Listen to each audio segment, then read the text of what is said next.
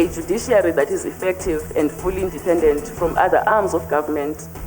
A judiciary that runs its affairs independently and is accountable only to the Constitution and the law. Sekela lejaji eliyinhloko kwinkundla yomgaqo-siseko ujaji Mandisa Maya uthi inkundla zeli kufuneka zizimele zingalawulwa livuthe elivela kumanye amaphiko karhulumente. Iintsapho zithi makangayinikwa ibheyili utitshala oneminyaka engama-47 netyholwa ngokudlwengula abantwana ababini besikolo eMntla-Ntshona.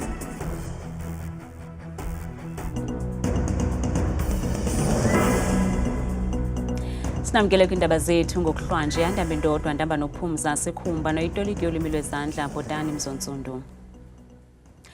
Ujaji Raymond Zondo noyinhloko yejaji kwinkundla yomgaqo-siseko kulindeleke ukuba athathe umhlala-phantsi ekupheleni kuka-August walo nyaka kwaye isekela lakhe ujaji Mandisa Maya ugaqele ukungena kwesi sikhundla ibe nguye intloko yejaji kwinkundla yomgaqo-siseko. Ujaji Mandisa Maya uthi eli loMzantsi Afrika kumele libe neenkundla ezizimeleyo ezingalawulwa lifuthe okanye uxinzelelo oluvela kwamanye amaphiko karhulumente. Ujaji Maya kuvakalise oku ngethiwe bephekwa esophulwa ngemibuzo kudliwano-ndlebe benalo ngale ntsasa nekomishoni ejongene nemiba yejaji kweli i-JSC ngamafutshane.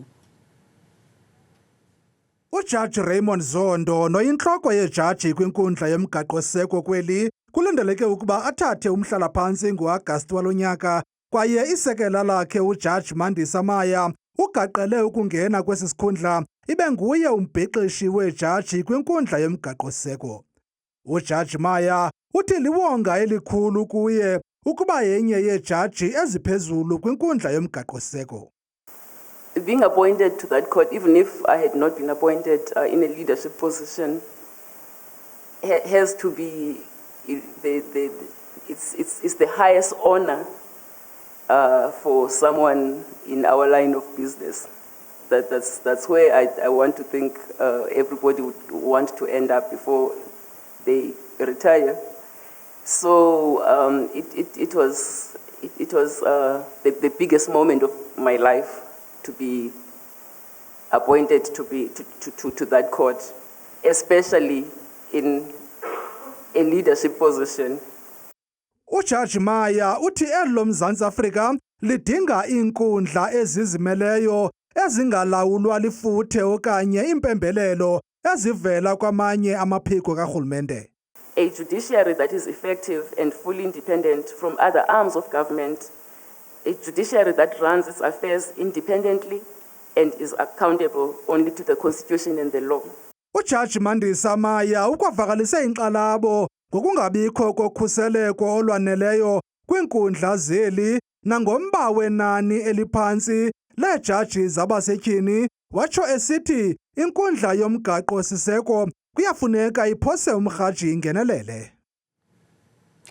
Lusothukile yaye lufuna impendulo usapho lukaThapelo Modise beneminyaka engama-30 wazibulala ngompu wakhe wokuphangela ngethuba kwisikhululo samapolisa eDobsonville eSoweto ngolwesihlanu weveki ephelileyo. Mama wakhe uthi indlela abaxelelwe ukuba uzidubule ngayo iyarhanelisa. Usapho lukaThapelo Modise obeneminyaka engama-30 luxhelekile emphefumlweni kukusweleka konyana walo yaye lifuna ubulungisa njengoko lirhanela isandla semfene.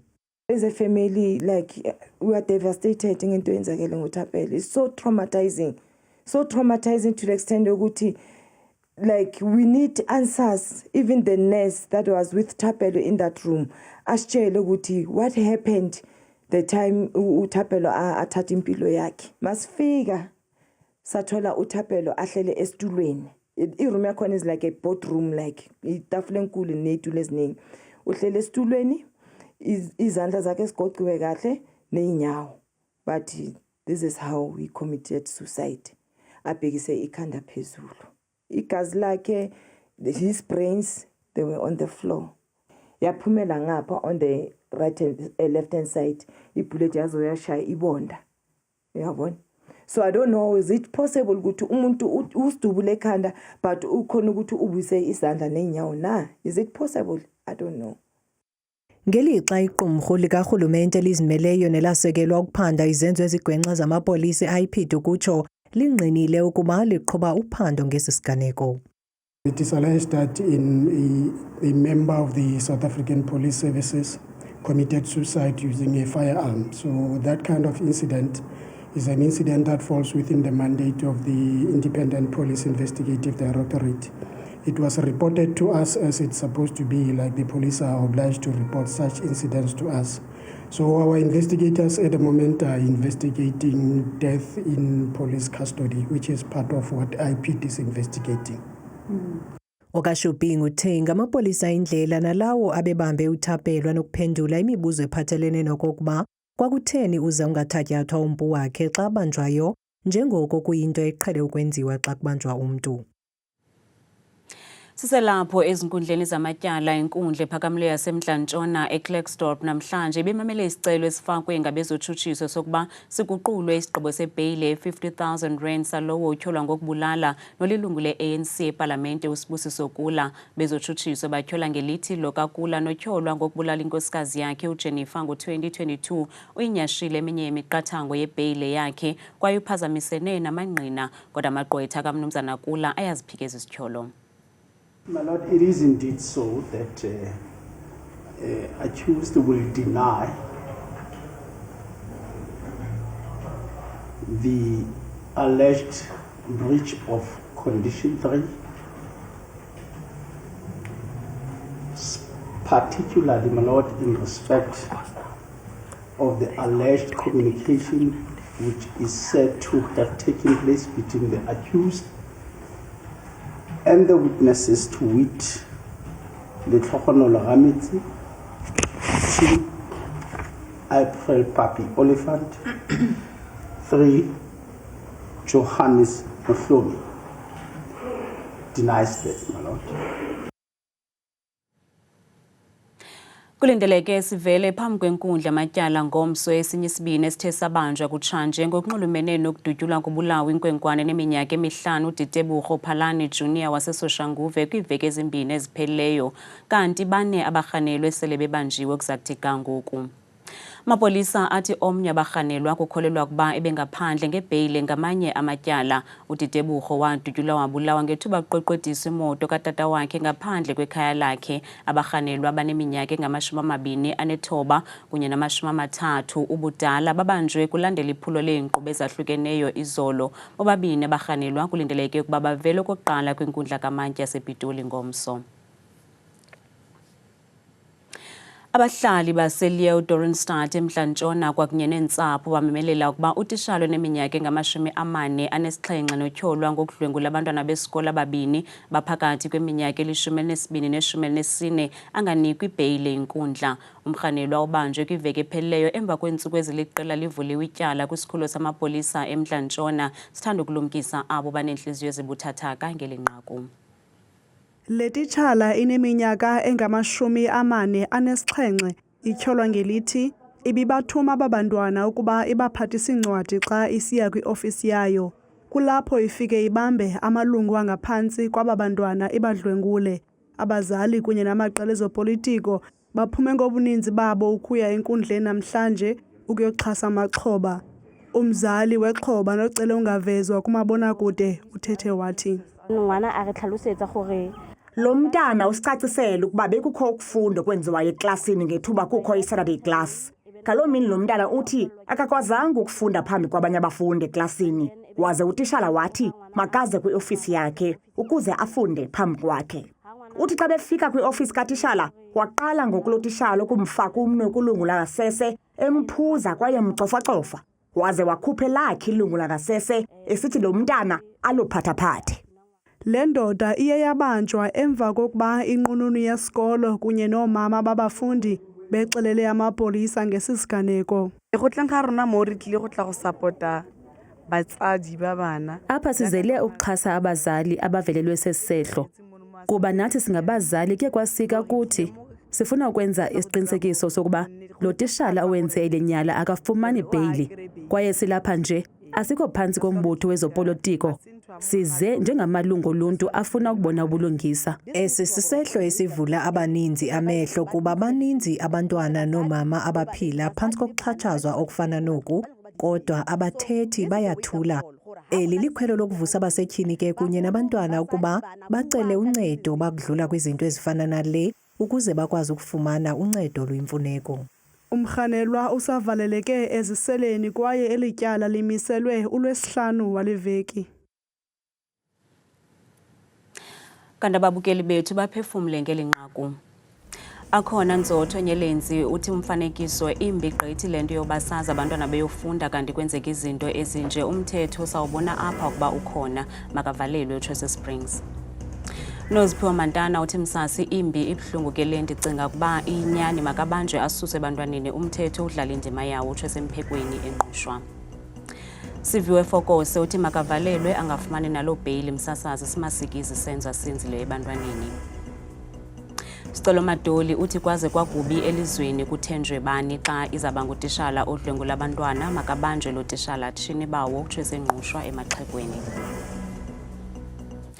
Mlandulele eli ngale njikalanga uJames Self beneminyaka engama-68 nobeliqala lombutho iDemocratic Alliance okaSelf usweleke engqongwe lusapho nabahlobo emva kokugula ixesha elide ukanti imbali yendima edlalileyo kwezopolitiko kweli nakwinkululeko yeli ngeminyaka ye-70s ne-80s ityebile yaye umbutho wakhe iDA ulahlekelwe yintsika. uJames uza kukhunjulwa ngakumbi ke inkosikazi yakhe uShila nabantwana bakhe abathathu.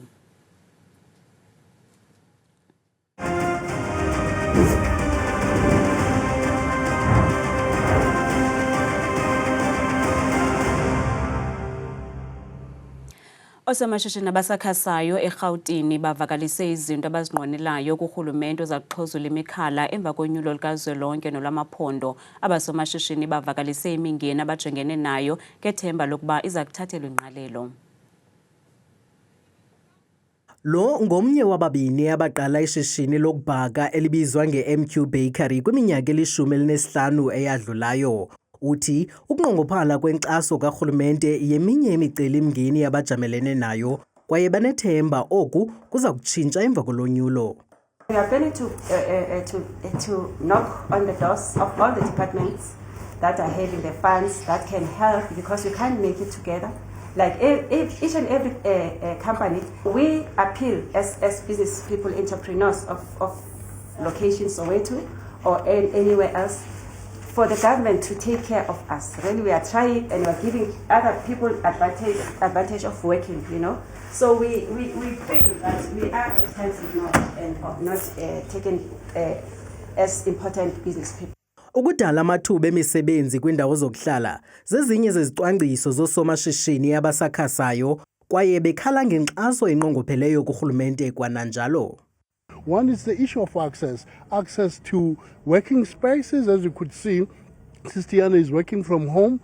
She needs more space so that she can create and upscale her business to create more jobs. The issue of resources, the issue access to funding, access to market. We can't talk about access to market yet. We've got a market in Soweto that is just over 2 million population in the township. Isebe elijongene nokuphuhlisa amashishini asakhasayo lithi linamaphulo okuncedisana nabasomashishini. On terms of providing support to small businesses, I think we're focusing a lot on working through partnerships and also relying on other agencies of government that in their programs, such as industrialization and so forth, that they consider the inclusion of small businesses in such grand plans to stimulate the economy or to recover the economy for that matter. Nangona kushiyeke iintsuku ezingaphansi kwama-20 phambi kolonyulo kweli, abasomashishini bathi banethemba lokuba amasebe karhulumente aza kuncedisana ukubaxhasa.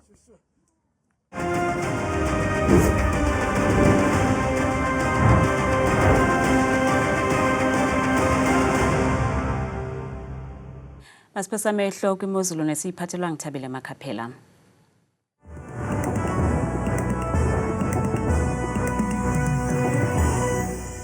Mani mabe kasibini kuqwathikaze edeskeni yendaba ndikubulise mbukelo wami ekhaya ndikwamkele bethuna eqongeni lam lemozulu mna kaloku ndinguthabile Makhaphela uMamthembu namhlanje nangomso nantsi imozulu. Siyaphala ke bukele khala lo umfanekiso uthi oqala ke wokutshisa kwelanga, ukubhudla kwemimoya nemvula ngokubanzi apha eMzantsi Afrika. Umzekelo bukeli noko lisibekele kakhulu futhi izulu phaya ephondweni lonke lapha ko-Gauteng, amazantsi kweli phondo phaya eFerry phaya ekuseni futhi kuyabanda ngo-4 degrees. Beyivala kabafundi nami nabo bukeli ngelanga ka-26 degrees. Baqondo wakho aphansi naphezulu futhi phaya bukeli wami ephondweni laseMpuma Koloni ngoba sophaya kundawo eziphakamileyo kuyabanda kakhulu phaya e-Alvani ngesithathu ekuseni kutshise phaya emini ku-25 degrees. Imeko yemozulu apha kumbindi eMzantsi Afrika njengapha kwindawo naseFreystata ngomso ko-Frankfurt phaya sesine ekuseni esibanda kakhulu kanti beyivala emini futhi ngelanga ku-26 degrees. Mbukelo wami olapha ekhaya nansi imozulu yakho phaya ephondweni futhi eNtshona Koloni indawo ezipha kwimpuma yeli phondo eBeaufort West. Umzekelo phaya ekuseni futhi ngo-11 degrees. Akhona amafabikiwe ngo-27 degrees phaya ebusuku ngomso. Bejeje xa bephila phaya iphondo laseNorthern Cape ngomso indawo ezikumazantsi kweli phondo njengapha kaloku eDR ekuseni futhi ngo-10 degrees. Kusatshisa phaa ngokuhlwa nasemva kwemini ngama-20 nje azakhatshwe sisihlanu. Imozulu yephondo lapha eNorth West ngomso phaa kumazantsi futhi eFryburg ekuseni phaya kube bubanda futhi kusibekele phaya ngo-5 degrees. Iguquke futhi itshintshe lamozulu phaya ngo-26 degrees ngexesha lasemini. Kanti imozulu bethuna apho sasa zakhona kaloku lapha kaloku eGauteng amazantsi futhi phaa ko-Springs ekuseni phaya yingqele ka-7 degrees. Kodwa ke itshintshe mbukelo noko khona amafabikuyo futhi ngo-24 degrees xa behamba nemini yabo. Zebeja nje bona phaya ephondweni lekumantla apha eMzantsi Afrika. Umzekelo bukeli phaka lokho Limpopo Phalaburwa ekuseni futhi phole kamandi ngo-15 degrees. Akhona amafabikiwe gqabagqaba nje phaya ngoRhatya ka-25. Kanti imozulu phaya ephondweni laseMpumalanga ngomso phaya ekuseni futhi napha kumantla ko-Middleburg. Umzekelo phaya neziphaluka ngo-7 degrees. Akhona amafu kusabanda phaya ebusuku futhi ngo-25 degrees. Xa sivala siyisonke imozulu apha kwam bethuna phaka lokho Newcastle phaya noxa kubanda nje kodwa likhona kalokalanga xa bevala futhi imini yabo ngo-26 degrees. Ephongo lapha kumantla futhi ngo-27 degrees. Iphila apho kaloku imozulu kwalami iqonga mna ndithetha kangaka xesheli myode.